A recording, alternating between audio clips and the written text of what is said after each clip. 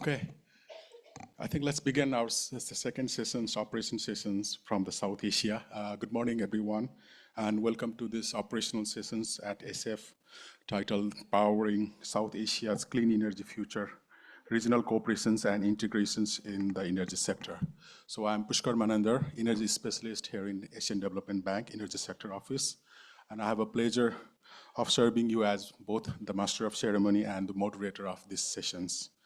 So the regional cooperations and integrations, so it's increasingly recognized as a cornerstones of South Asia clean energy transitions.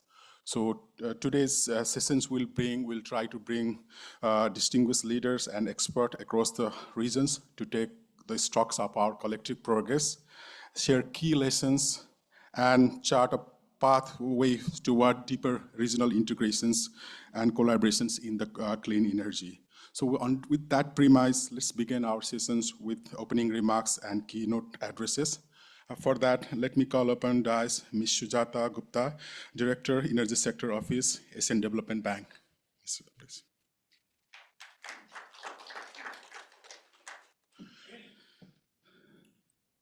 Also, now it's my pleasure to welcome our first keynote speaker, Mr. Suresh Acharya, the Secretary, the Ministry of Energy, Water Resources and Irrigations, Government of Nepal. Please, sir, please come into the dais.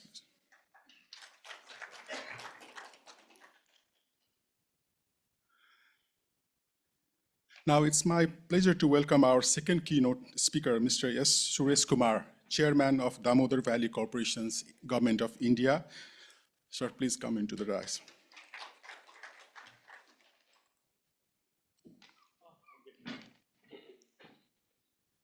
Okay, thank you very much. Now, to officially open the session, and I would like to request Ms. Sujata Gupta, Director of the Energy Sector Office, ADB, for her opening remarks. Thank you.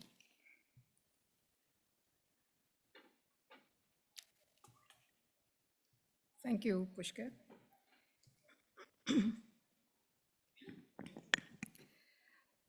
So a very good morning again. We met less than 2 hours ago, so very warm welcome once again to all the distinguished guests, colleagues, and friends. It is my pleasure yet again to welcome you to this important session on powering South Asia's clean energy future, looking at regional cooperation and integration in the energy sector. And on behalf of the Asian Development Bank, I'd like to thank all our partners, speakers, and the participants for taking time to join us today. As mentioned earlier, this is the 20th ASEF, or the Asia Clean Energy Forum. In our previous session, we heard how energy pervades across different sectors and delivers solutions for growth and development. In this session, we will discuss how cooperation in the energy sector pervades across boundaries, geographical boundaries, and can deliver positive outcomes. So, regional cooperation in the energy sector involves countries collaborating to enhance energy security, affordability, and sustainability through cross-border trade, infrastructure development, and shared resources. This cooperation aims to address the various challenges that are being faced by the sector and leverage diverse resources and promote regional development. Promoting regional cooperation and integration is a core pillar of ADB's 2021 energy policy and a key operational priority under Strategy 2030. Thus, ADB is strongly committed to supporting both bilateral and sub-regional efforts in energy cooperation. We will continue to facilitate this expansion of cross-border electricity trade and regional power markets, while also investing in the development of interconnection infrastructure, that would really enable reliable, affordable, and sustainable energy exchange across borders. As we deepen our collaboration, so regional cooperation is not easy, as we all know, but as we deepen our collaboration, the role of regional platforms and cross-border initiatives become more critical in unlocking these shared solutions. The word optimization was discussed in the previous session. So here again, we can optimize the supply and demand of energy across the region rather than looking at it at a national level. So we can unlock these solutions, mobilize resources, and accelerate towards a low carbon and inclusive energy future. I think South Asia stands at a pivotal moment in this clean energy transition through regional cooperation and infrastructure integration. And many of these efforts have been supported through long-standing partnerships and development institutions such as the ADB, and the platforms include SASEC and BIMSTEC. So,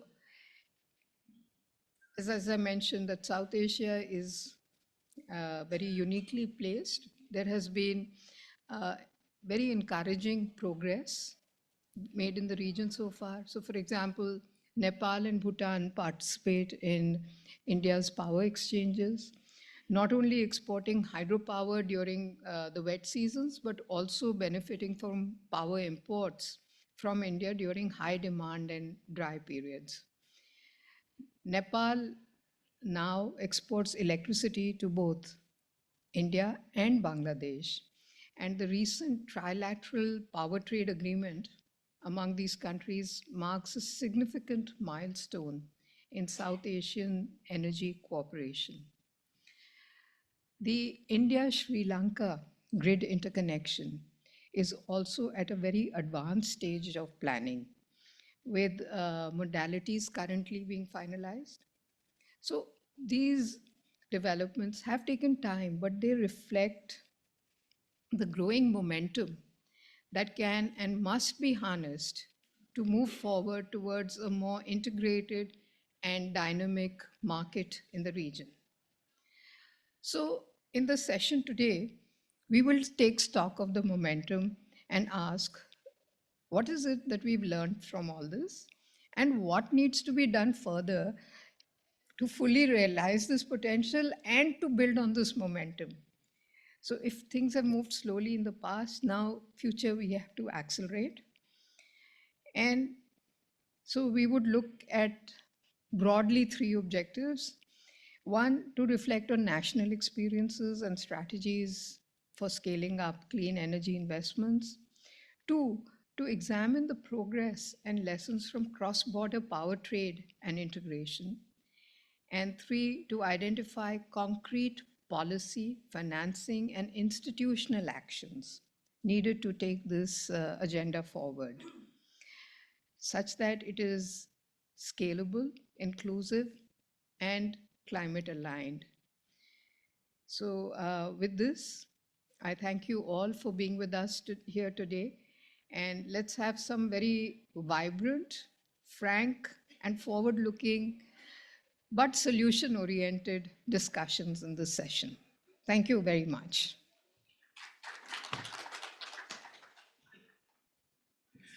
Yeah, thank you, Ms. Sujata, for highlighting how this regional cooperations in energy sectors can address various challenges that is confronting by our DMCs in the region, and how it can leverage these diverse resources we have, and also expressing ADB's strong commitment to supports in these areas. So thank you very much. Now, may I request Mr. Suresh Acharya, Secretary, Minister of Energy, Water Resources and Irrigations, for his keynote remarks. Sir, please.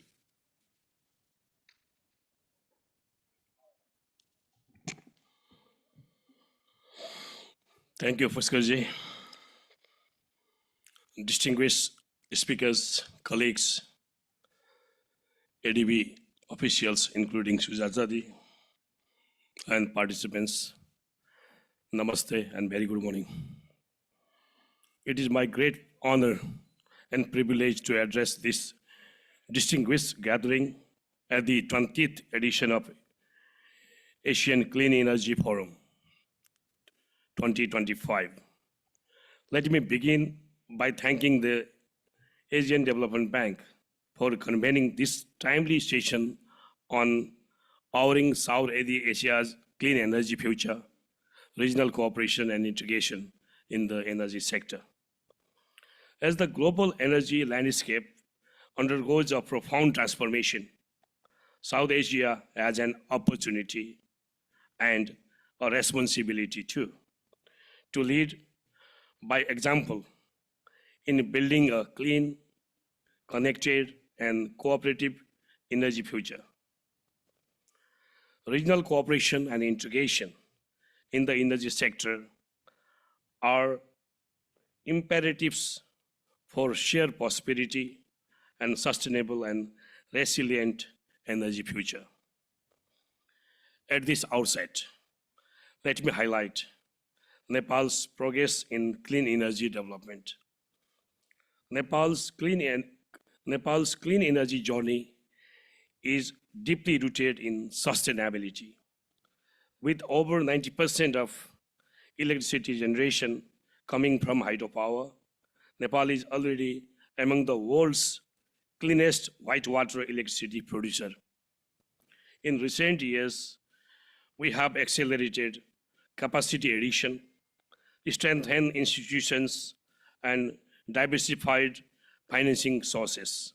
Today, our installed hydropower capacity stands at over 3,500 megawatt, with an ambitious target of 28,500 megawatt by 2035 through our energy development roadmap that aligns with our national energy vision and SDG commitments also. This clean energy example is not just about meeting the rising domestic demand. It is about leveraging Nepal's natural endowment to contribute to regional energy security and climate-aligned growth. Our rivers, with their high head and flow, offer the unique advantage of flexible generation, a resource South Asia with increasingly need as solar and wind capacity to grow.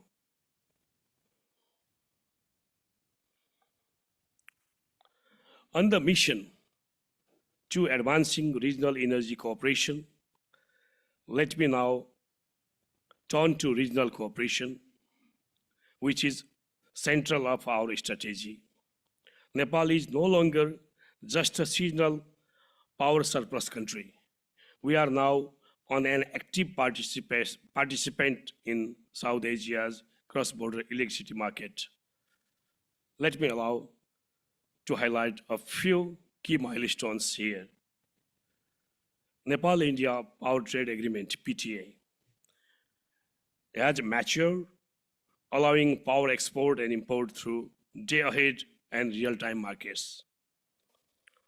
On 4th January last year, the government of Nepal and India signed a long-term power trade agreement with the aim to export 10,000 megawatt of electricity to India in the next 10 years.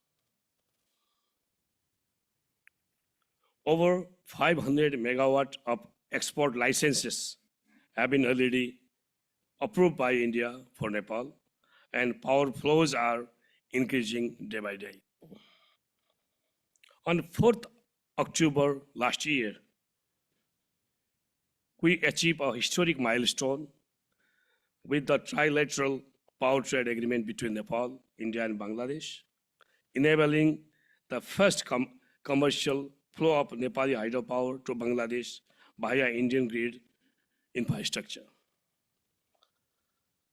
Our plan to scale this up to 500 megawatt from current 40 megawatt to Bangladesh.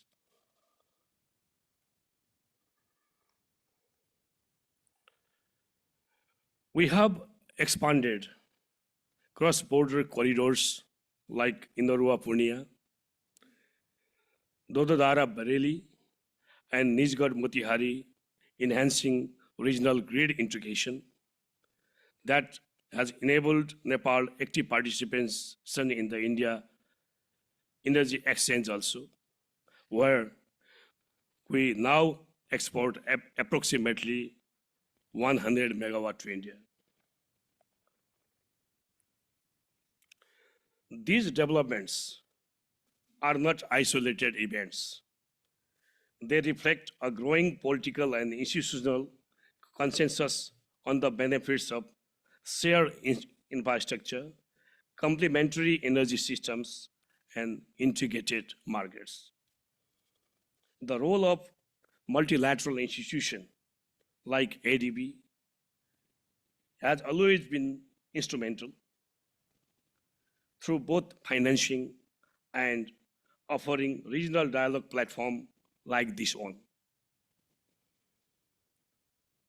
Our vision and mission for deeper integration in South Asia's energy future are to be materialized very soon. Looking ahead, the question is not whether South Asia should integrate further, it is how fast and how effectively we can do it.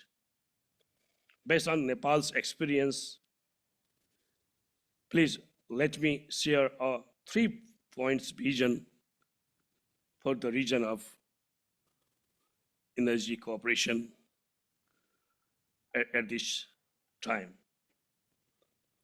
First one is policy and regulatory harmonization.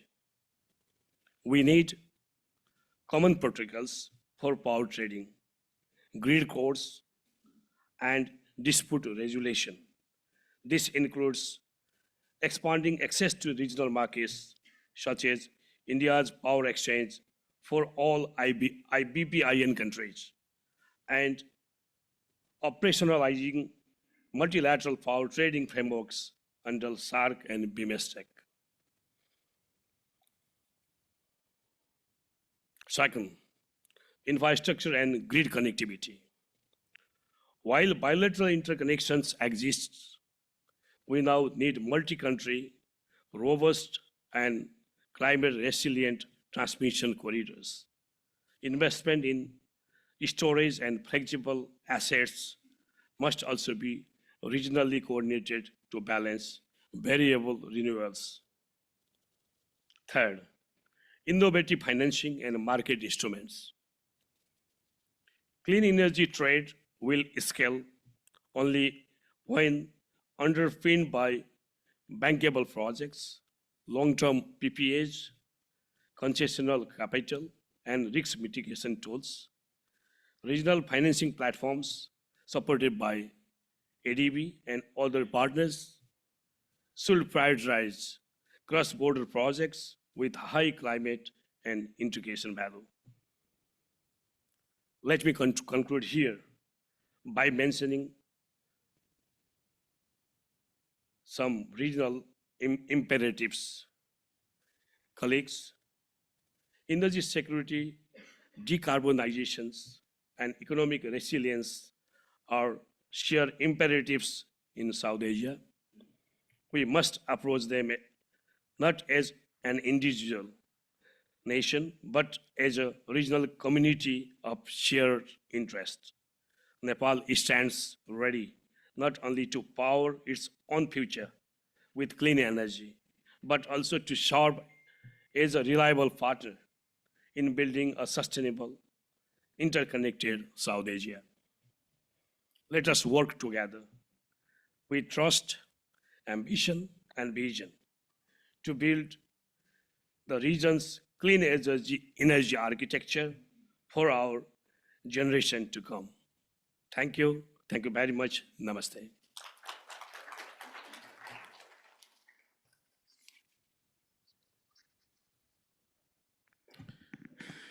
Thank you, sir, for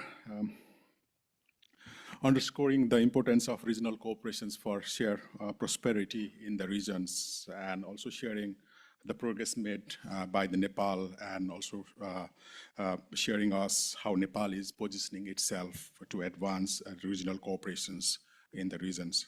And also it's heartening to know about Nepal vision to advance the regional cooperations in energy. Thank you so much, sir. Now, may I request our second keynote speaker, Mr. S. Suresh Kumar, Chairman, Damodar Valley Corporations from the Government of India, for his keynote speech. Thank you.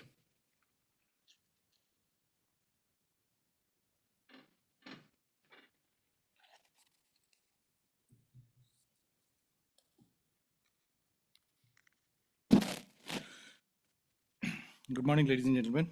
It's a privilege to be here at the Asia Clean Energy Forum 2025 and to speak on this subject that lies at the very heart of our region's sustainable future, powering South Asia's clean energy future through regional cooperation and integration in the energy sector. So I thank the ADB for organizing this and spotlighting this theme. I would also like to thank the All India Discoms Association for enabling my participation. Countries have evolved in managing their RE resources and evolving their transmission grid. Unfortunately, rarely has this issue of regional cooperation come at the forefront of our discussions among the stakeholders. It has been the vision of our Honorable Prime Minister Shri Narendra Modi of the One Sun, One World, One Grid, or OSOWOG, as early as October 2018 at the International Solar Alliance, to contribute solar power from surplus regions to power deficit areas and balance the energy production and consumption on a global scale. India at COP21 Paris agreed to certain immediate goals by at least 2030, such as reduce emission intensity of its GDP by 45%, increasing the installed capacity of non-fossil fuel sources to 50%, have at least 500 gigawatt of non-fossil fuel installed capacity, and also create a 2.5 to 3 billion ton of CO2 equivalent sink. Now, what are the prospects of enhancing this regional energy security in South Asia? Currently, we have around 350 gigawatts of hydro potential. Nepal and Bhutan can be major export players, and India, Bangladesh, Sri Lanka, and Myanmar can benefit from this regional hydropower trade to meet clean energy commitments. The quantum of the cross-border trade was around, in 24-25, last financial year, was around 18 gigawatt hour. India imported around 5.3 gigawatt hours from Bhutan, 2.1 gigawatt hours of electricity from Nepal, and exported 8.1 gigawatt hour of electricity to Bangladesh and 1.6 gigawatt to Nepal. The trend is growing, and it is very optimistic. Infrastructure available is for Nepal is around 7 lines of 1310 megawatt of transmission lines, and 5 planned lines of 3,200 megawatts. For Bangladesh, we have 3 lines of 1160 megawatt and 1 line of 1500 megawatt coming up. And further planned are 1 line of 4,200 megawatt. For Sri Lanka, a HVDC line of 1,000 megawatt is planned between New Madurai and Mannar. So the infrastructure is also growing quite rapidly. What is the way forward? In the South Asia context, initiatives such as OSOWOG, cross-border trade planning will provide impetus and to the power system integration and greening the cross-border electricity trade. What we need actually is a very strong policy, a regulatory framework, and a market harmonization, as well as mobilizing investment and finance for a World Solar Bank, which is a necessity now. Building the regional, sub-regional, continental, and global consensus on interconnections is another major issue. Everyone understands that interconnections is the real crucial factor which enables the trade. We also need to navigate the economies of scale and sponsoring feasible pilots to further optimize costs and in transmission also. We at DVC are integrated power utility. We have around 6,500 megawatts of thermal power and 200 megawatts of hydel. We are also growing in an RE, and we in fact also supply 300 megawatts RTM RTC to Bangladesh. Together, I think it is possible that we can regionally build a clean energy future that is cooperative, cost optimized, resilient, and regionally relevant. Thank you.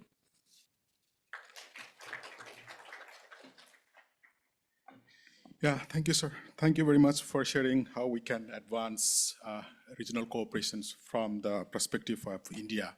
Actually, India being the center of gravity for kind of a regional to advance regional cooperation initiatives in India, but then from your remarks, the problem or the things that need to be done is more or less the same when we compare with other countries like Nepal, India, Bangladesh, Sri Lanka, and other.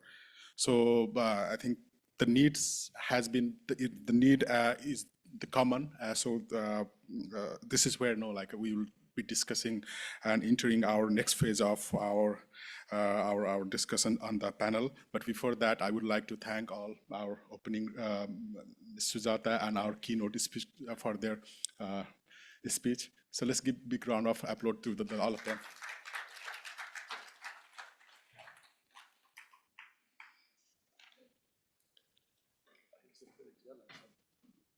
That's fine.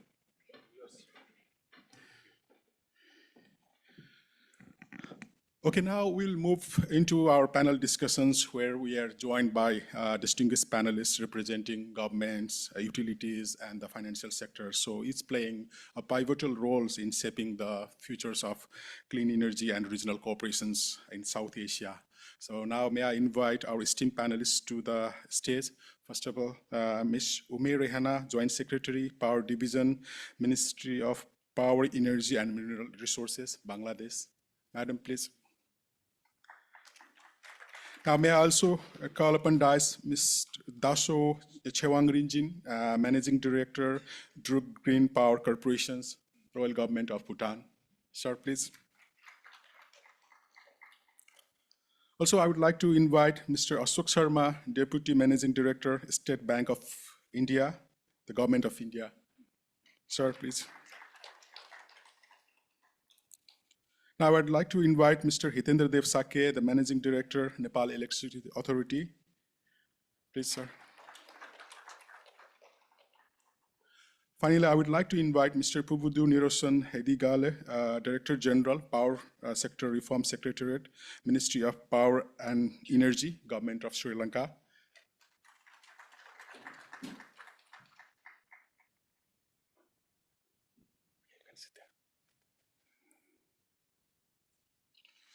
Okay, so we will, thank you so much.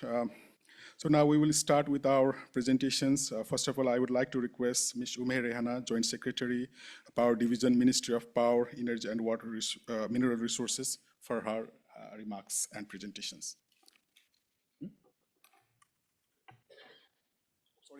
Sorry. I skipped one session, very important one. Okay, before that, I would like to, I think, to help frame our discussion today, I would invite Mr. Siddharth Mani, Director, Deloitte South Asia, to present the current status and future outlook for regional integrations in South Asia's power sector and the enabling conditions needed to get it there. So Siddharth, thank you. Sorry. Thank you so much, Pushkarji. Good morning, everyone.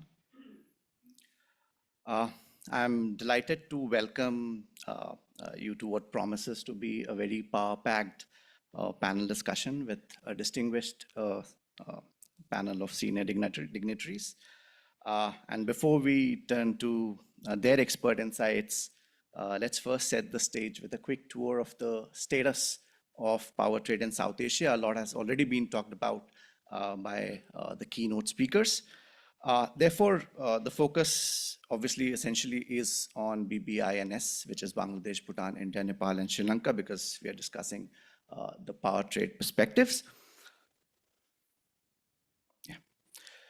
So to begin with and give a overall context of South Asia and specifically BBINS countries, which has an overall installed capacity of over 500 gigawatts. This is not a small number, but what is small is the size of power trade in the context of the overall installed capacity, which is less than 1% of the power that is generated, is traded across the region. Now, if you break that down country specific, Bangladesh with an installed capacity of 27 gigawatt, but more than 85% is still fossil fuel based. Bhutan and Nepal, we already know, are predominantly hydro with installed capacity of 3 gigawatt. And for India, which is the largest market in the region, around 470 gigawatts of installed capacity, more than half of which is still thermal. Nepal, as the keynote speaker also kindly mentioned, the capacity is around 3.5 gigawatt, most of it hydro. And Sri Lanka with 5 gigawatt, roughly 40% coming from thermal. Now, when it comes to the trade, most of the trade that is happening is bilateral in nature. And all of the respective speakers, including in the opening remarks and the keynote, talked about the landmark trilateral agreement that happened recently, which is a testament to what lies ahead of us in terms of the landmark achievement that it was.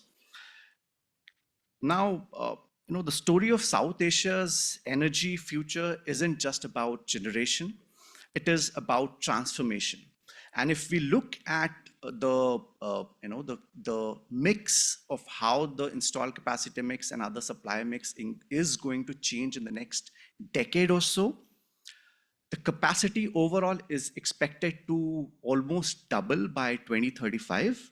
Bangladesh's capacity is expected to reach around 68 gigawatts, Bhutan almost 20 gigawatts, India around 900 gigawatts, and Nepal around 29 gigawatt, 28,500, with Sri Lanka around 13,000 megawatts. Now, all these countries that we mentioned have declared ambitious targets and goals. Their NDCs, or the nationally determined contributions that we know, lay the groundwork for this. Bangladesh is aiming at a 22% greenhouse gas emission reduction, and backed by new investments in gas, solar, with around 5.5 gigawatt of import targets, moving away from the expensive liquid fuel and quick rental power plants and all. Bhutan, as we already know, is already carbon neutral and was already highlighted, but there are significant plans to scale hydro, solar, and even green hydrogen. India, 45% emission reduction, intensity reduction, and 500 gigawatt non-fossil fuel.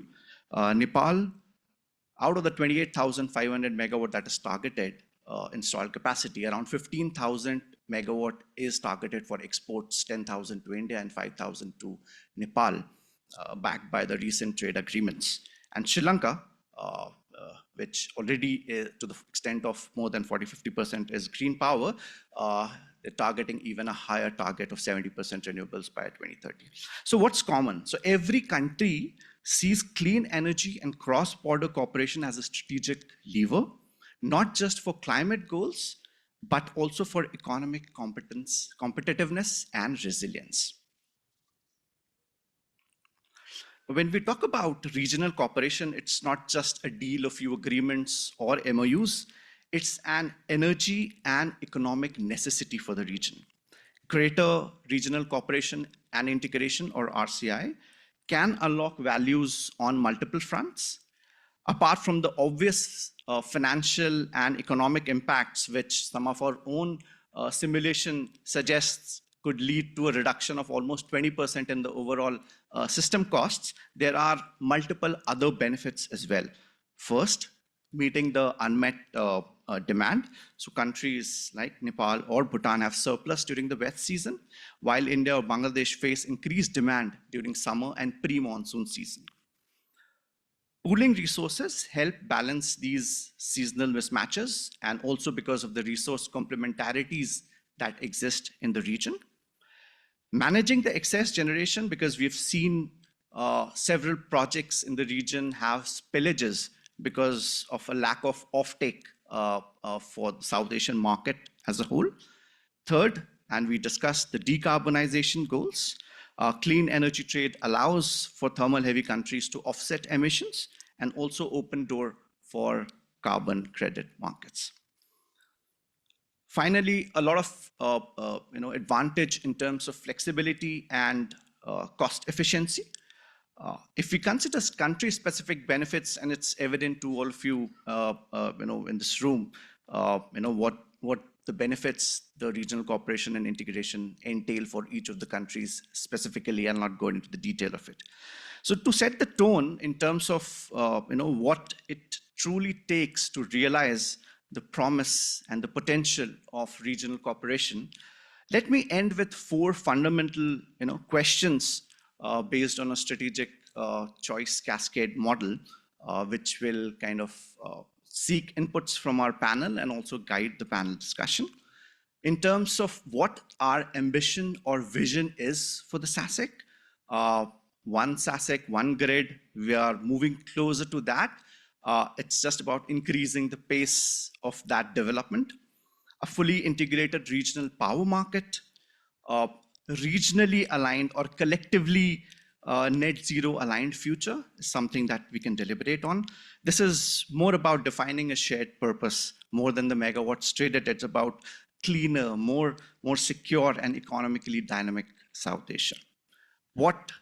How will we achieve it is the second aspect, where we address each of the unique challenges of the countries, be it on technical fronts, grid codes, frequency level aspects, voltage level aspects, technical aspects, regulatory harmonization. The honorable speakers touched upon this element.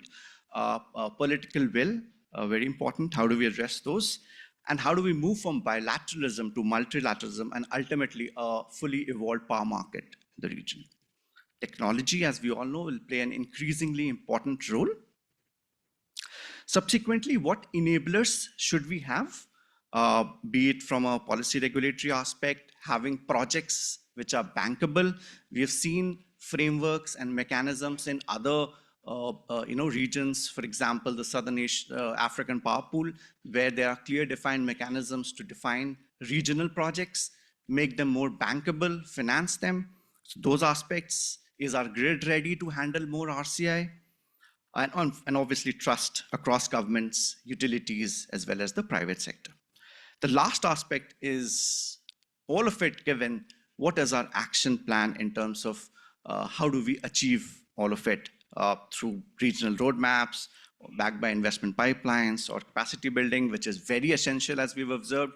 Each country is at a different maturity curve. So capacity building helps bridge that gap. And then most importantly, sustained cooperation as well as political will. So to summarize, and I think I'm just on time, to summarize, regional cooperation is no longer a choice, it's an imperative. We have the vision, we know the benefits. Now it's about aligning our ambition with action and turning integration into impact. With that, I'd like to end my presentation and expectation from our distinguished panelists to reflect, respond, as well as shape the next chapter of the South Asia's energy journey. Thank you. Thank you, Siddharth, for being very precise on time and also setting the good context for our subsequent discussions. Now, I would like to request Ms. Ume Rehana for her presentations.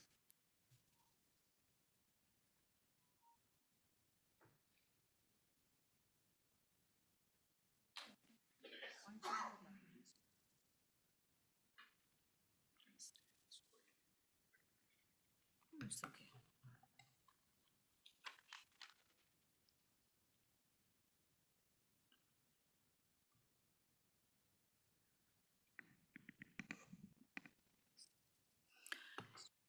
Asian Clean Energy Forum is not only for the clean energy, it's also the commitment for collaboration of partnership and collaboration of sustainable development.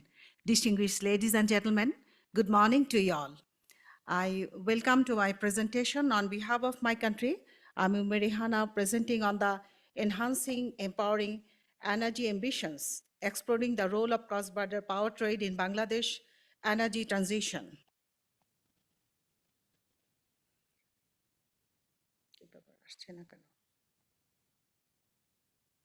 Okay.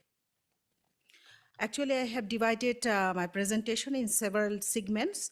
First of all, power sector of Bangladesh. Actually, power division is the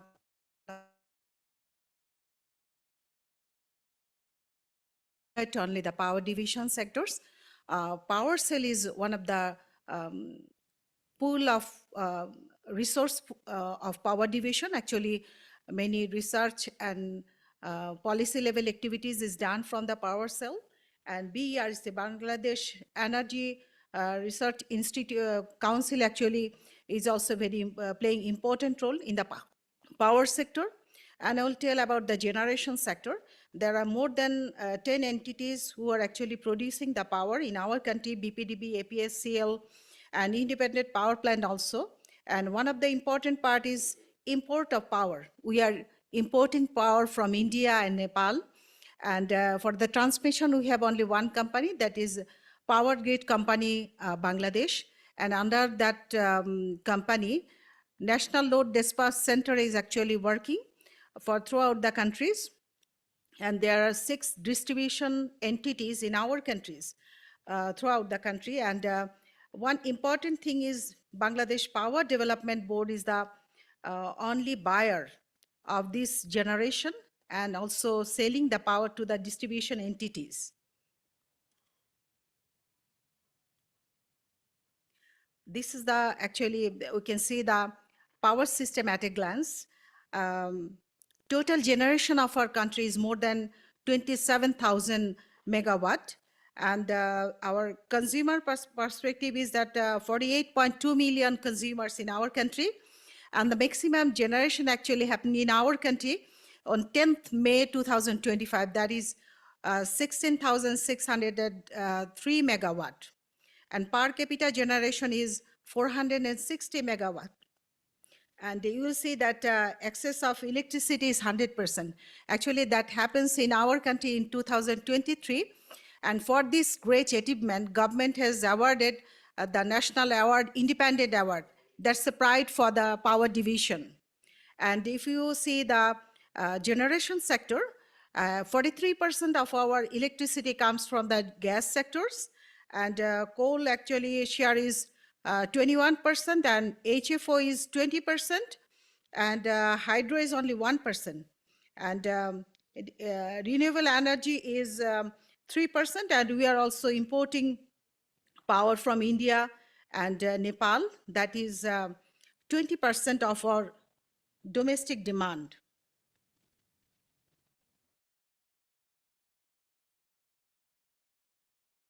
Data for 1 day, you will find that on that day, 1.58% generation comes from the renewable, and 81.69% from the non-renewable sector. And on that day, import was 16.73%. And if you want to segregate the renewable sector, largely 75.72% comes from the solar, and hydro is 19.94%, and wind is 4.34%. This is my green and beautiful Bangladesh. And this beautiful country is surrounded by mostly India and our neighboring countries, friendly countries, Bhutan and Nepal. We are importing power from Nepal and also India, with the collaboration of India from importing power from Nepal also. And we are looking forward to import from Bhutan, because we have, from this workshop, we come to know that India have access hydropower. So we are very interested. But before that, we need to increase the connectivity of our country. You see, this is the cross-border interconnection with India and Nepal also. Actually, we are the pioneer in this region. In 2013, we have started our import from India, 500 megawatt, through the Bangladesh, Baharampur, and India's Baharampur and Bangladesh Veramazas region. And we have upgraded this transmission line in Veramara HVDC. And through this line, we are also importing more 50 megawatt electricity from India. And on 2016, we have also another negotiation that is radial interconnection with Tripura and Kumilla. From that line, we are importing 160 megawatt. Another important thing is that one dedicated power plant from Adani, even though that is not renewable, and we are importing power that is actually coal-based power plant. And from Godda and Jharkhand, we are importing power through a dedicated line. This is the actual picture from my country. Another thing, we are last year we have started import for 6 months for 40 megawatts electricity from Nepal with the collaboration of India's transmission line. If you can see that 20% of our local demand actually comes from India and Nepal. So it's a huge. Now look at the renewable energy generation in my country. Off-grid and on-grid mostly comes from the solar energy, that is 1,256 megawatt. And then hydro, we have only one Kaptai Lake and hydro power plant. We can get 230 megawatt. And in Kurushkul, Kaxas Bazar, there is wind power plant. We are getting 60 megawatt electricity from that wind power plant. Actually, we have integrated power plant and renewable energy policy also, and government has actually initiated the policy for renewable energy targets. And our target is to 20% of our local demand will come from the renewable energy by 2030, and looking forward for 2040 that 30% of our domestic demand will come from renewable energy. The obligation is that there are some hurdles, that the slow implementation of the project. For this reason, to accelerate all these projects, we need close supervision to accelerate all these projects. At present, in our country, there are 16 solar power actually producing, and through this generation, we are getting 993 megawatt solar power, and 13 power plant actually going on, and it will be completed within 1 year, and we will get more 420 megawatt solar electricity in our national grid. This is a great achievement for our present government. Government is taking initiative that the private sector will be engaged in our solar energy initiatives through the competitive bidding systems. And there are several packages. Under this package, under 55 packages, within 2 years, this initiative will be completed, and through this package, we will be able to produce 5,238 megawatt electricity, solar energy, that is clean energy. You know that other than this, by 2030, we will be able to produce more than 8,000 megawatt electricity. And another important things I will say that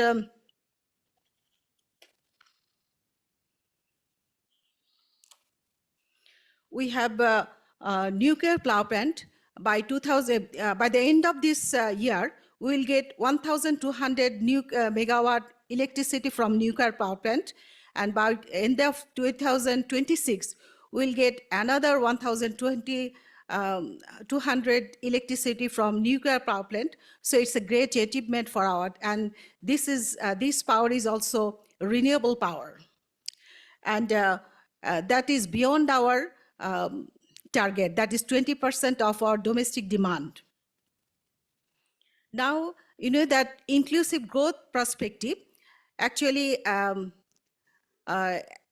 we have 17 sustainable growth, which is actually developed by United Nations. One of the important goal is affordable, reliable, and sustainable energy for all. You know that one of the most mission in power division in Bangladesh is universal access to equality electricity in a cost of affordable manner. So you know that we have already told you that we have got the independent award from the government for this achievement. So we have fulfilled the first target, and our second target is increase the renewable energy.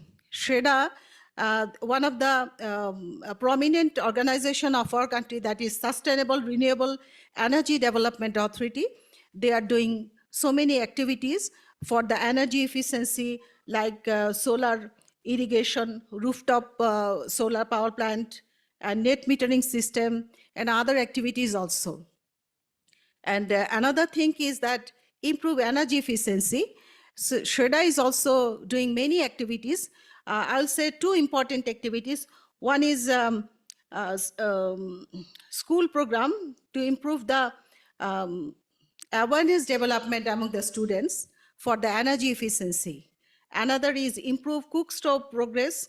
That is, government is taken initiative to provide 3 crore people to provide the improved cook stoves so that it will reduce the carbon emission and the sustainable development.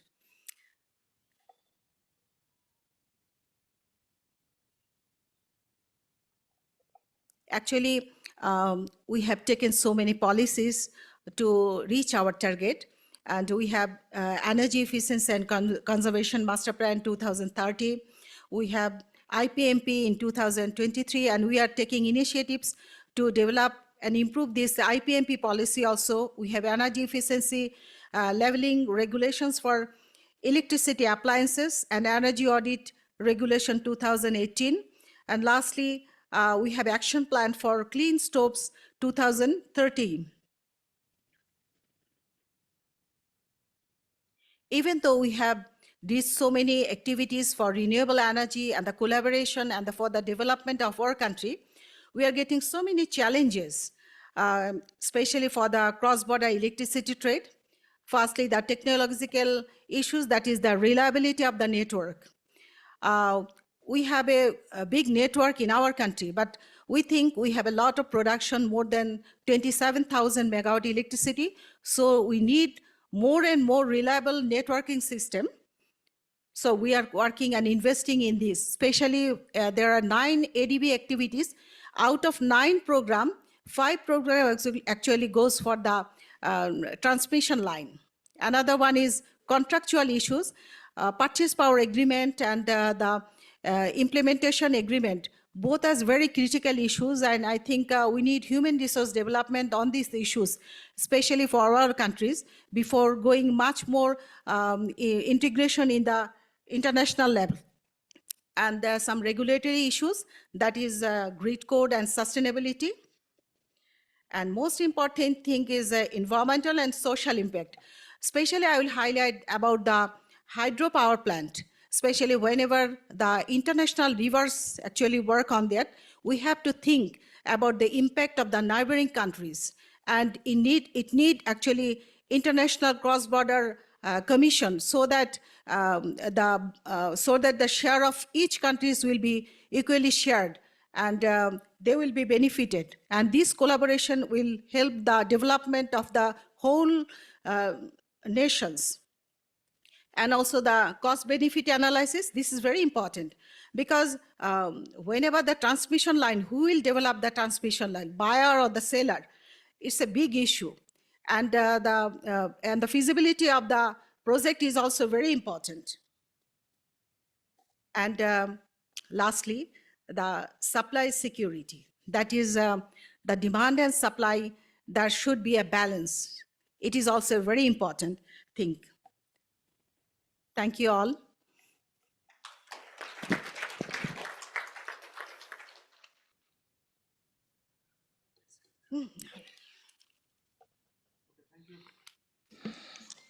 Yeah, thank you very much for sharing this Bangladesh energy sector scenarios, and also sharing how Bangladesh has actively pursued this cross-border trade to meet the domestic energy demand, and also highlighting some of the challenges to advance cross-border power trade between Bangladesh and other member countries in the regions. So thank you, Ms. Rehana. Now may I move on to Mr. Dasu Chewang Rinjing. So I think he doesn't have presentations, but then the earlier speaker had set a very good context on the Bhutan energy sector, so we can directly pose questions to him. As we know, Bhutan hydropower export is already contributing to regional energy goals. So I think probably Bhutan might be the one of the boldest player in the regions who has been actively pursuing this cross-border electricity trade with India's. So we would like to ask, how is Bhutan preparing for the greater regional engagement, and what lessons can be drawn from its long-standing experiences, which might be useful for other countries who is trying to move away into the directions that you have pursued long back. So Mr. Rinjin, please.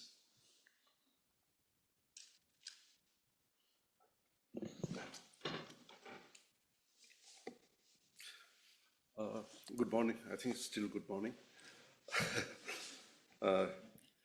We are, of course, very happy to represent Bhutan here at the Asia Clean Energy Forum. It's always a pleasure to be here in Manila, and thank you for inviting us.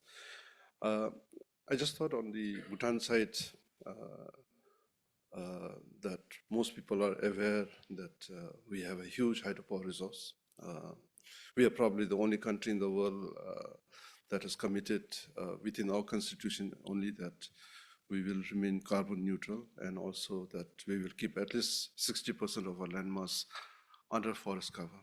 And it's mainly because two or three things. One, of course, culture, one from where we have come from, but a very important thing that comes at discussions like this at an energy forum is that the only resource that we have today which is sustainable for Bhutan is hydropower. And it's very important for us that environmentally we are very careful, our ecology, biodiversity are protected, and to ensure that we have actually put in the constitution that 60% of the country must forever, for children, grandchildren, and all the rest, must be kept under forest cover.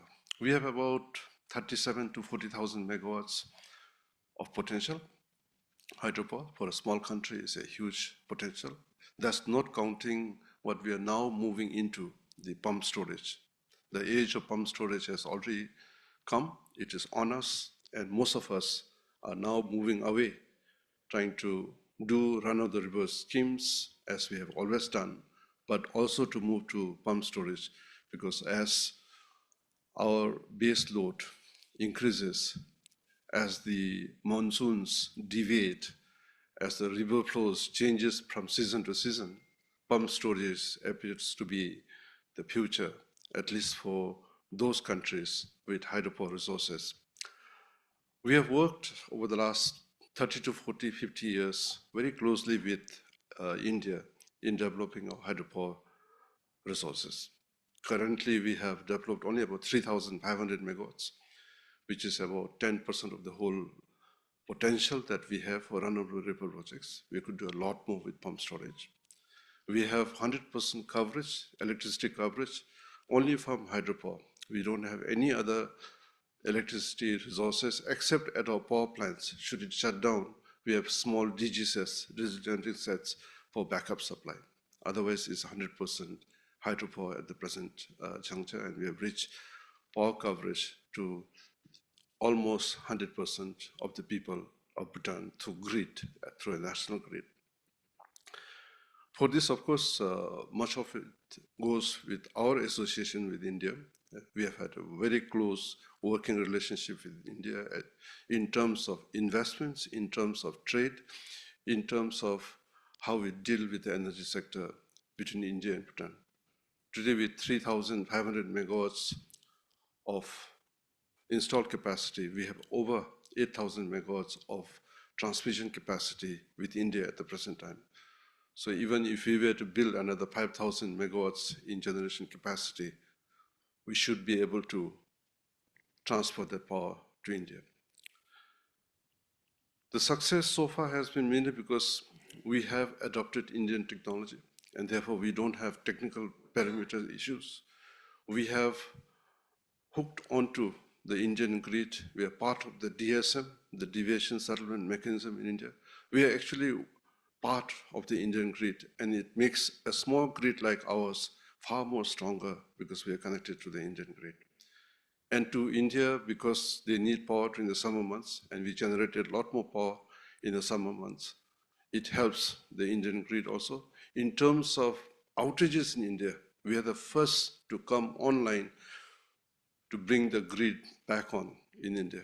And we have done that several times. For a small country to be capable of doing that, we feel proud of our association. And also, I think over the last half a decade or so, India has really come forward to change the regime in which you can do business in electricity trade in India. The cross-border trade in electricity, the guidelines, is today what governs what somebody called the center of gravity. I think you mentioned it, that center of gravity is in India. And we are all connected to India, where none of us, none of the other South Asian countries are connected to each other. We are connected to India. You want to trade with a third country, you have to go through India. So the center of gravity is with India. And I think this is something that we have worked with. And I think that's the success that we have faced with so far. Going forward, of course, many of you must have heard that Bhutan, which used to come to conferences like this, forums like this, and we always used to say that we are an export country as far as electricity is concerned. Last 2 to 3 years, slightly changed. We are now deficit during the winter months. We were working on a 10,000 megawatt target for the last 10 to 15 years, which we failed, from at least technical people like ourselves. We have failed to deliver on the 10,000 megawatts by 2020, but the load came up, the demand came up. And today, Bhutan's demand has crossed 1,000 megawatts. During the winter months, we are producing only about 600 to 700 megawatts. And therefore, it requires us to buy from the Indian market. And that also has been made possible through the CBT, the cross-border trade of electricity, and we go to the Indian energy markets to buy that electricity, and we buy it mostly during the daytime. Therefore, we are importing solar, and therefore we are still remaining green at the present juncture. But if we do not do anything and stay where we are, we would become more and more dependent on imports. And therefore, last year, we have embarked on a very ambitious target to add another 20 to 22,000 megawatts by 2040, so that our generation capacity reaches 25,000 megawatts by 2040. And it's done with good measure. Most of you would ask, your load is only 1,000 megawatts today. What are you going to do with 25,000 megawatts by 2040? You're never going to grow like that. But as I mentioned, the waters, the rivers, the rainfalls in the Himalayas are such that during the winter months, you can produce only about 1/4 or 1/5 of our installed capacity. We are looking at the dream of a new country, a high-income GNH economy by 2034. We are looking at developing Gyeongju Mindfulness City for the future of the country. And there the demand is going to grow very steeply. So we are expecting by 2040 that our demand would reach about 4,500 megawatts. You multiply that by 5 times, immediately you know why we are looking for 25,000 megawatts. But all 25,000 megawatts will not be concentrated on hydro alone. We have decided to diversify. So far, we always talked about hydropower wherever we went. We don't want to do anything else. We are now looking at solar, we are looking at geothermal, and if the costs come down, why not hydrogen fuel like everybody else? It seems to be the way forward. So we are looking immediately at 5,000 megawatts of solar also. 20,000 megawatts in hydro, 5,000 megawatts in solar. For a small country like Bhutan, again, for that kind of investments in 15 years would require $20 to $30 billion. Our GDP is $3 billion. How do you mobilize that kind of funds? So for the first time, Bhutan has also changed the way we look at hydropower. We always said hydropower belongs to the people of Bhutan. We will not give it up for anybody. But now we have decided that we will allow private sector investment into hydropower. We are allowing FDIs into hydropower. We are allowing 100% ownership of solar projects in Bhutan. So that's how we intend to achieve. And so far, we have taken strategic partnerships. We are working with a lot of partners across the world. Financial institutions like the ADB, the World Bank, EIB have come forward to offer, to see how they can help also.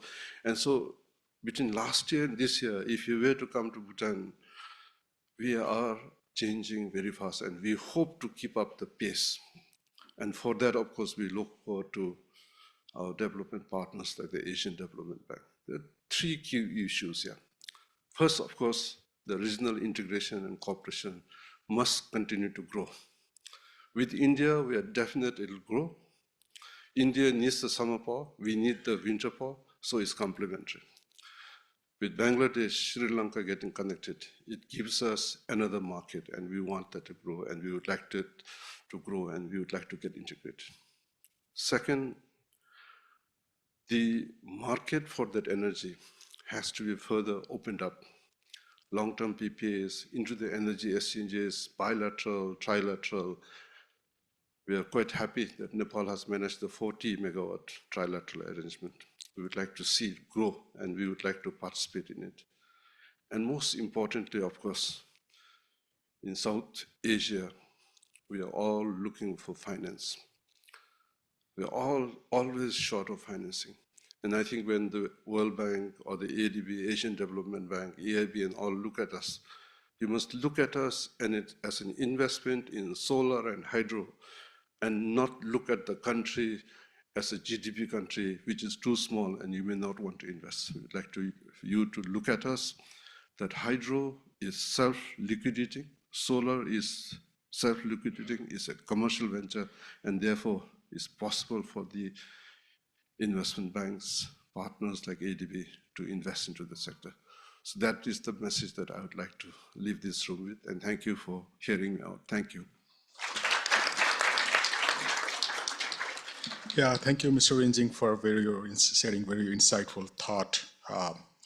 So generally, when we talk about regional corporations, then we talk about the flow of electrons, energy trades, electricity trade only. But then it's really heartening to see that how RCI also bring some additional benefits or services like ancillary services to enhance the reliabilities of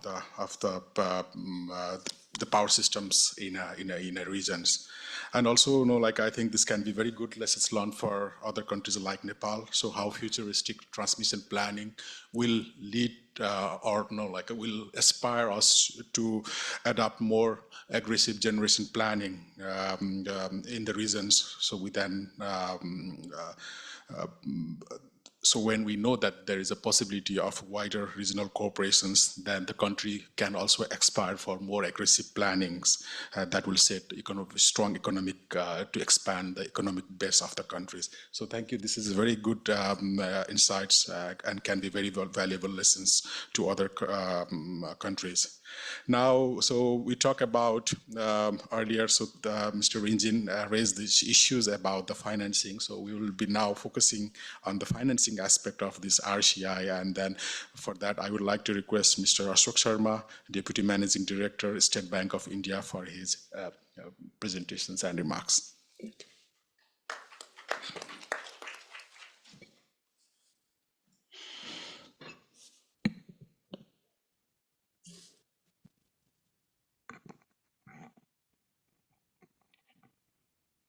Namaste, senior ADB leadership from the other countries. So let us talk money, a little bit of it. I'll present 3 points. One is that little bit about the institution I come from so that you can put my experience into perspective. Second, a little piece of the action happening in India. And third, how SBI is contributing that piece.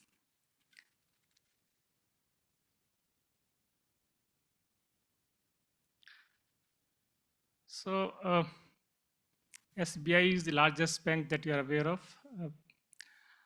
In terms of the dollar, our group assets are roughly 867 billion and 520 million customers bank with us. We have roughly 23,000 branches, 64,000 ATMs, 77,000 customer service points. We are present in 29 countries with 244 overseas locations. This would have a bearing on my later discussions. I'll come back to this slide again. What is happening in India? So if you look at the renewable space, the non-fossil from March 10 to March 15 roughly grew by 30 gigawatt. From 15 to 20, another 50 plus something, 53 gigawatt. 20 to 25, closer to 100 gigawatt. If you look at the fossil part from March 2025, roughly grew by 10 gigawatt. So even from 20 to 25 in the production wise, because typically for renewable, you assume a PL of 25, thermal other maybe 80, 85, then production wise also this period 20 to 25 has grown up. In terms of the money part, if you look at it, say the last piece 20 to 25, roughly in terms of rupees, 1 gigawatt cost 5,000 crore or maybe 600 million. So if I just take a 90 number, so roughly 4,50,000 crore would be the rupee amount, and 6 billion into 9, 54 billion will be the dollar amount. So this is the investment has come. How the investment has come? Let me look at the piece. Before I come to that answer, one more thing. So are we green enough? This is the global picture. If you look at the fossil part, this column number 5, so India fossil is 34 or 35 gigawatt. Sorry, this is 35 exajoules. 1 exajoule is roughly 10 raised to the power 18 joules. If you compare with the other similar geographies, USA, so roughly little lower than half. Europe, again, lower than that number. And China, roughly 1/3. If you come to the column number 10, non-fossil, we are still to grow. It's 4.22 exajoules in terms of the non-fossil. China, 31.5, Europe and USA quite ahead. Let me come back to this slide once again. See, if you look at this April 25 numbers, 232 gigawatt, roughly 170 gigawatt as we speak is under implementation. So we will be touching roughly 400, and our target of 2030 is 500 gigawatt. So the perception is we'll cross the target much earlier.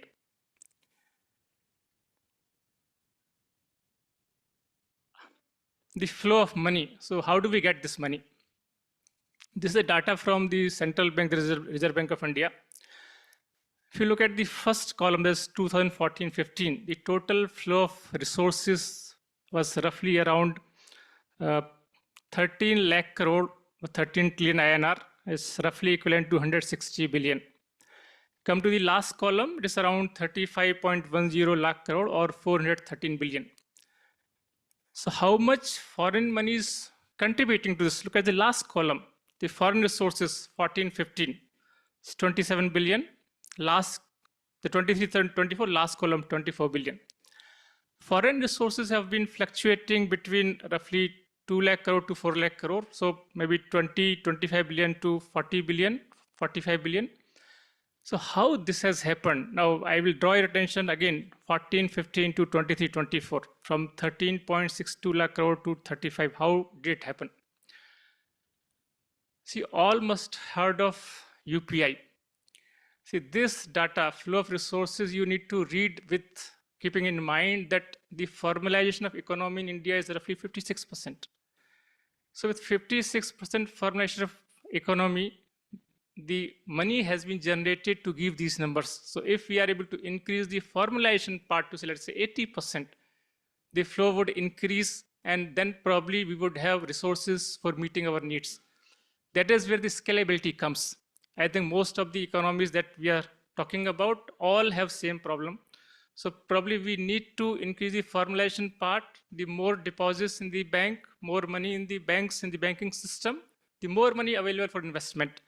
So because as we say, I look at the ADB as a university. I come here because I get a midday meal. So it can kickstart your journey.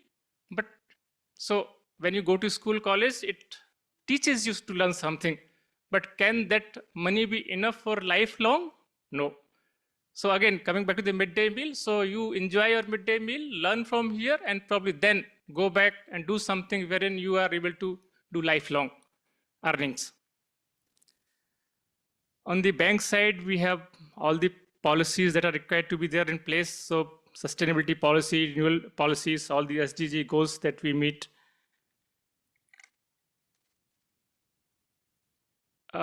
We also get rated by the MSCI and the DJSI. So our rating has improved last year from 23 from BBB to A. In DJSI, it is improved from marks 37 to 49. We have set up a climate finance unit across the bank, which takes care of all the climate finance needs. We as a bank also have a net zero ambition by 2055 as against the net zero vision of the government of India by 2070.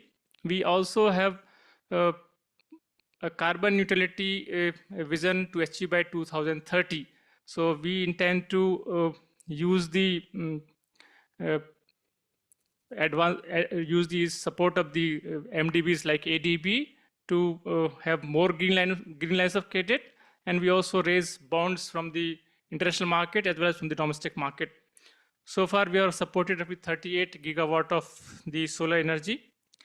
And the last slide that I have, that we are the largest profit-making company in India, roughly at 70,000 crore. We also employ 27%, 28% of the women in the workforce. I think that is all I have to say. We support all kinds of renewable, whether it's a rooftop solar or the agri solar pump set from the larger installations.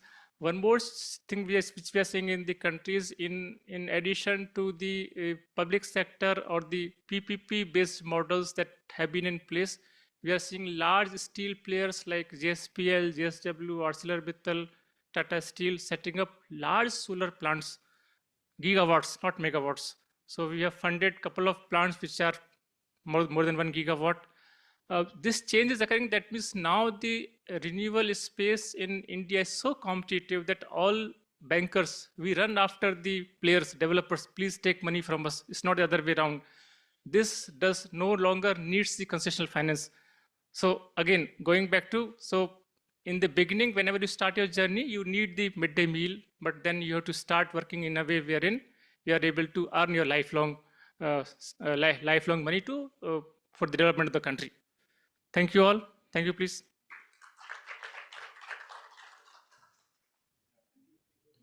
Thank you, Mr. Sharma, for sharing the SBI's enormous contributions in these areas. But we're not really surprised that being South Asia is one of the largest financial institutions. When you talk about 1 lakh or 2 lakh crore, but then it's a bit difficult for us to comprehend and convert into even in the US dollar. But then I think it's not only the domestic, the contributions you are making, and I think the one good example that I can now remember is that's SBI co-financing one of the hydropower projects in Bhutan, this Nikachu hydropower project jointly with ADB. So that can be the very good model, and then I think we need more such kind of partnerships across other countries to scale up these regional cooperations in the region. So thank you, Mr. Sharma. Now, may I turn into Mr. Hitendra Dev Sakya, Managing Director, Nepal Electricity Authority. So as Siddharth in his earlier presentations, so he highlighted that Nepal is a kind of an emerging player who has been emerging as a kind of a clean energy exporter, recently become net exporter. So we'd like to hear from him how Nepal can strategically position itself to support this regional energy transitions while contributing or not compromising the domestic energy security, and what are the key risks and opportunity that Nepal sees in expanding this regional power trade in the region. Thank you. Thank you, Puskasi. Good morning, good afternoon. I think we have only 10 minutes for the two speakers, so I'll be very brief in my message. I first like to congratulate and thank ADB for bringing this very important subject, regional cooperation and integration in the energy sector in South Asia. An idea whose time has come, had come long ago, but waiting on the wings or waiting in the river sides of the Ganges and the Brahmaputra, but now it's trying to come online to try, ride the high waves. This time has come, and so thank you, ADB, for bringing this subject in this session. I have only three brief observations and my own ideas and message. First, for regional cooperation and integration, we have all the ingredients. The demand and supply mismatch, or the match, as you like to say, between the countries. And the supply mismatch, or the match, hydropower versus other solar and pump storage. So I'm talking about pump storage here in terms of load and supply, because I'd just like to remind the recent incident in Spain and Portugal, that 10-hour blackout that occurred in April 30, 25. And it's still being discussed how it happened, but there's a certain idea that the solar and wind generation, there was a peaking and some transmission lines tripped, France and Spain. The nuclear power plants put in their rods, and it is difficult to bring them back. And so by the time it was recovered, 10 hours. So it brought into the focus the need for reserve capacity and pump storage power plant as a solution to that. Battery energy is still is waiting. It's happening, of course, but when you talk of clean energy, pump storage project, and that's where what is happening in Nepal and Bhutan and northern parts of India is important. That is recently a study by ANU and other consultants had identified about 2,800 spots in Nepal for pump storage project. Similar sites have been identified in Sikkim and Bhutan also. And a study carried out by my own organization, in Nepal Electricity Authority, identified more than 100 such pump storage plants, totaling about 60,000 megawatt, and out of them, 56 were selected for ranking. And we have just now applied for 3 of those projects to develop. So pump storage project in regional cooperation means, as it provides this reserve capacity, it asks for a deeper integration of the power market, not just what's happening now. That's like a bilateral and participation in layered market only in energy. Pump storage projects and batteries would require a more complex and more deeper integration. And for that, again, when we are saying pump storage, it also optimizes the transmission line requirement, the congestion of transmission lines. And Nepal is fortunately spread east and west, more than 800 kilometers, and nearer to the load centers of India. So pump storage projects are also equally well spread. I mean, we are rising from 150 meters above sea level to 8,800 meters within a span of 150 kilometers, east to west. So we have those pump storage projects spread all over the east to west and nearer to the load centers. So that's a valuable resource that I'm proud to say even Bhutan cannot boast of. So this pump storage project is our chip in the table to demand a better regional integration. And for regional integration, of course, the body is the transmission lines, and the mind is the exchange markets or other markets. So for the transmission lines, we already have, I know that we had about 500 megawatts of transmission line, exchange cross-border transmission lines in 1990. And in 25 years, we had about 2,000 megawatt, Bhutan, Bangladesh, India, Nepal. Now, as I heard, 2023, it was 5,000 megawatt. So in 25 years, it had quadrupled to 500 to 2,000. And in 8 years, it had even more than 2.5 times to 5,000. And now it is growing at a very rapid pace, but still it's not enough. The degree of integration that demands a very high degree of transmission lines. And government, previously it had to be government to government, G2G transmission lines. The one we started, Lalkewa Muzaffarpur, was facilitated by government to government agreement, but started with private investments. It was a wonderful example of PPP.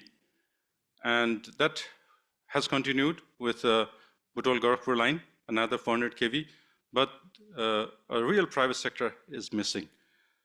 And for further accelerated growth of such transmission lines, we require private sector investments. And for our private sector investments, we need a little bit of regulatory help. The regulatory sector has been the laggard here in this regional integration. We are doing, as of now, we're discussing, or the Electricity Regulatory Commission of Nepal has made big progress in regulating or in making policies for open access and transmission charges. So once we do that, that will open the sector for private sector involvement in transmission line building. The similar development would be required in cross-border. So if we can harmonize transmission charges, so one transmission line built in one principle and another transmission line built in another set of tariff charges is an impediment for an open transmission line investments for private sector. It has to be harmonized. So this is one sector where regulatory improvement or harmonization is required, and private sector investment is also required. And the third, the mind, which is the exchange market. And that's where I think right now we have Delhi, the Indian Exchange, and the Central Electricity Regulatory Commission being the nodal point for all our exchanges between India and Nepal, India and Bangladesh, India and Bhutan. As I said, all roads lead to Delhi. But at the same time, what we would like to see is being a participant in that market, also having a say in the design of the market. So that we, if we have a more open access to that and less of a control on who can participate and who cannot, I think that will open up for faster regional cooperation and integration. So this is all three I have to say in the message. There's pump storage project and opening of transmission sector for private sector and opening up the exchange market. So if we can do this three, we'll have a better optimization in the center, in this sector. And as earlier my colleague, my friend, Mr. Narendra Silva said in the earlier session, sub-optimization is always suboptimal. In that sense, it always results in a costlier solution. So an optimization is obvious. It results in a better energy cost for the whole region. And that's the main region I think we should open up more cooperation and integration. Thank you. Thank you, Mr. Saki, for reminding us, like how these out-of-box solutions can also enable deepen the regional cooperations in the regions. So Nepal has lots of still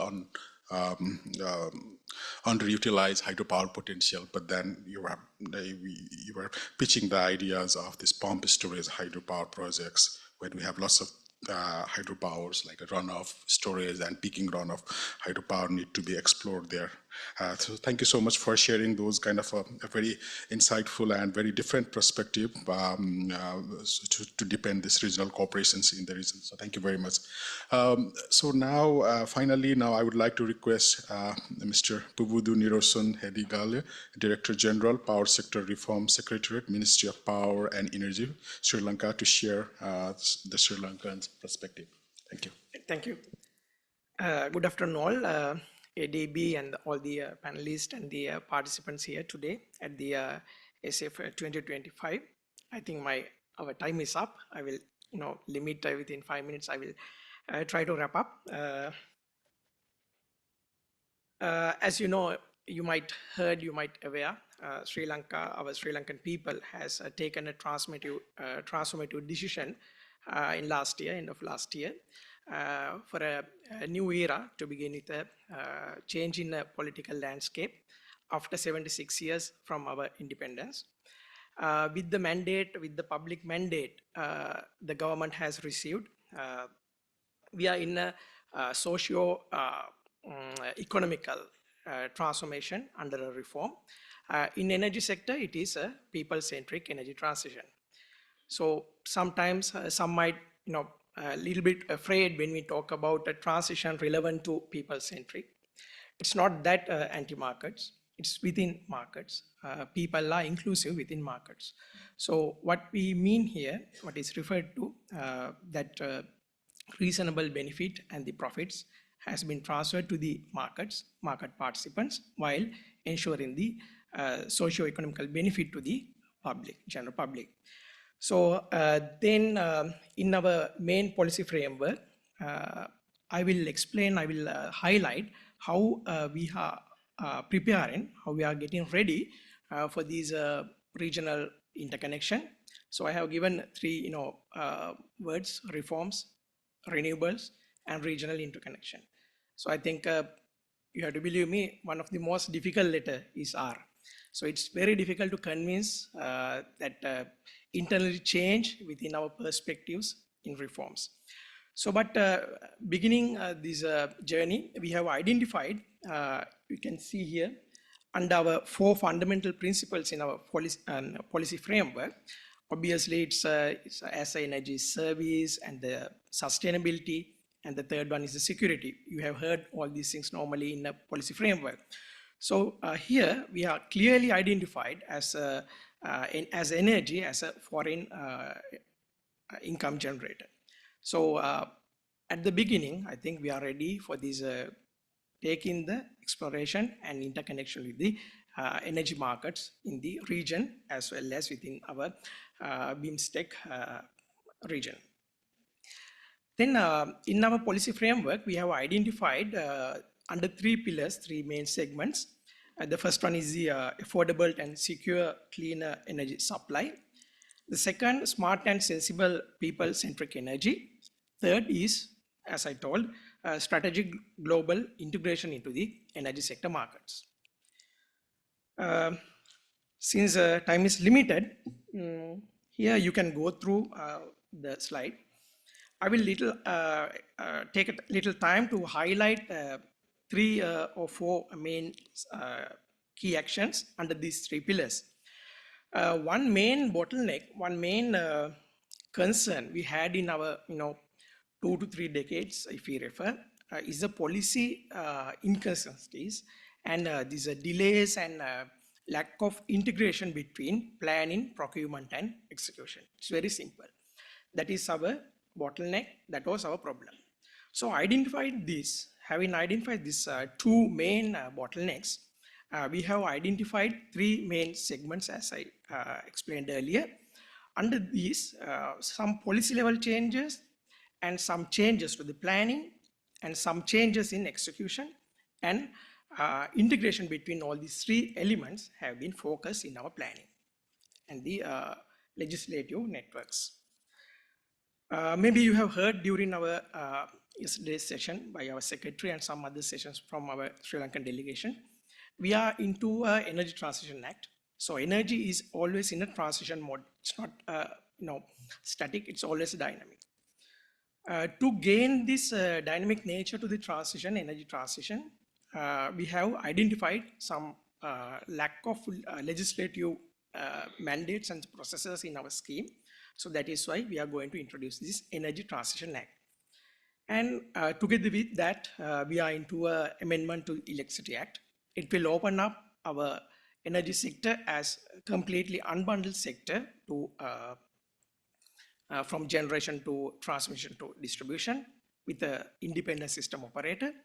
It will open up markets, not only wholesale market, it will give ancillary services market, and in the future, we are targeting to reach into a retail market.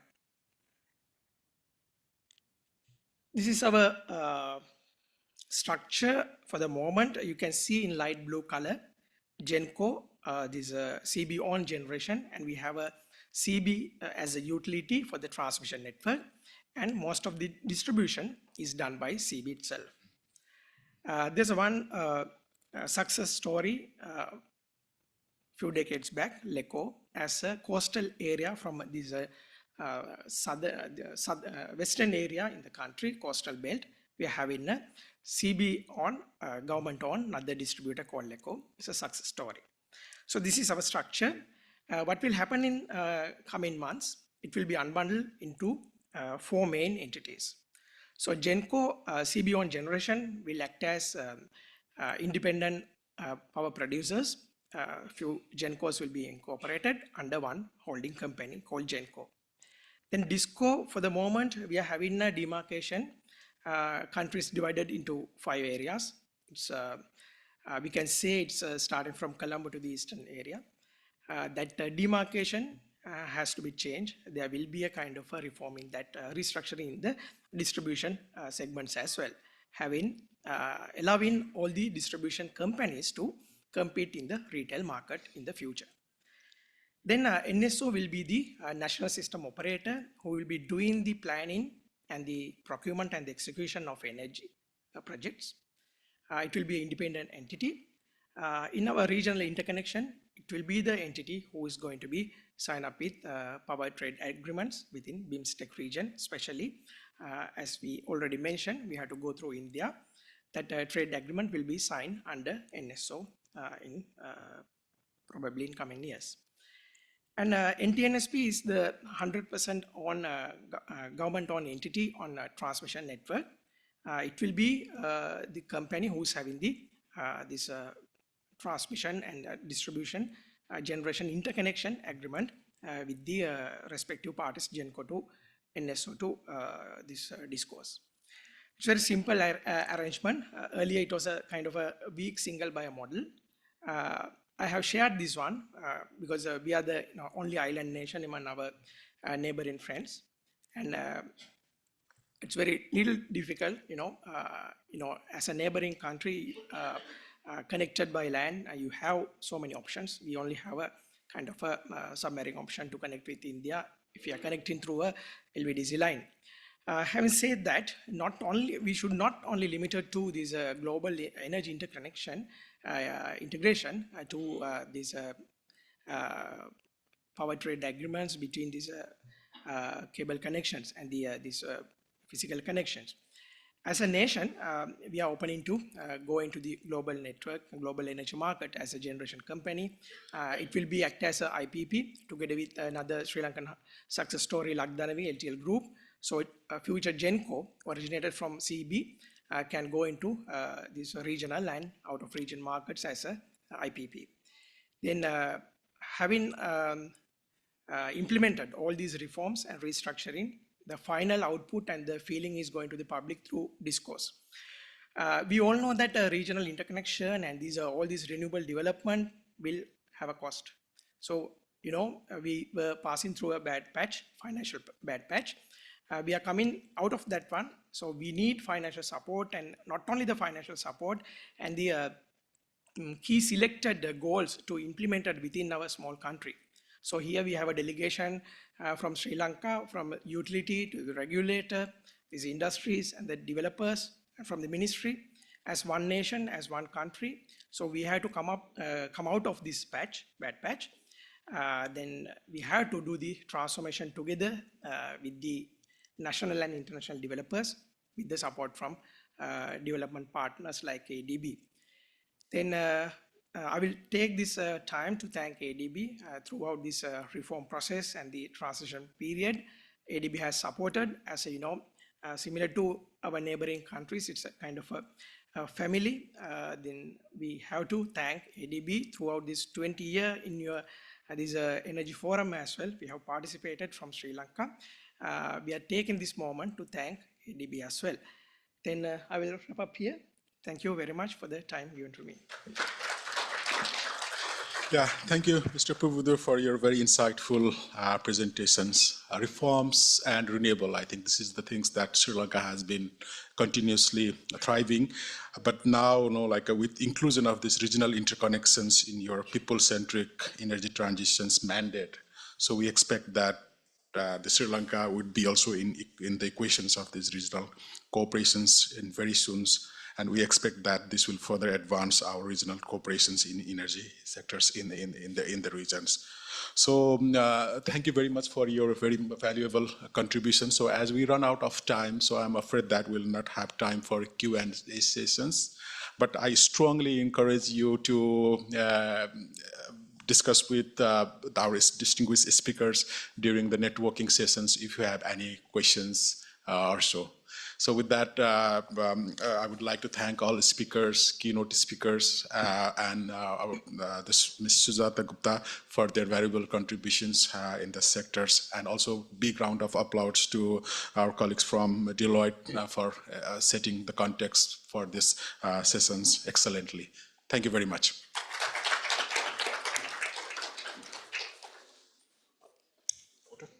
Where do we stay?